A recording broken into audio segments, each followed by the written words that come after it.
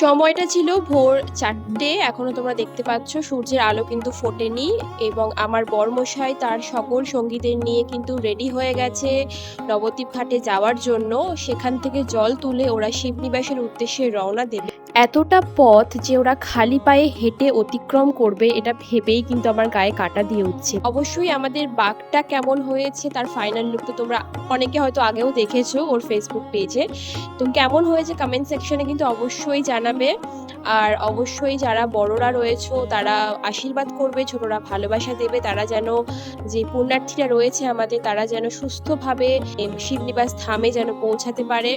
সবাই মঙ্গল কামনা করবে। অবশ্যই তোমাদের সাথে আমি জল নিয়ে আসার পরের ভিডিওগুলো শেয়ার করব, তো তোমরা সঙ্গে থেকো। ভিডিওটা তোমাদের যদি ভালো লেগে থাকে তাহলে প্লিজ একটা লাইক, কমেন্ট আর শেয়ার করে আমাদের পাশে থেকো।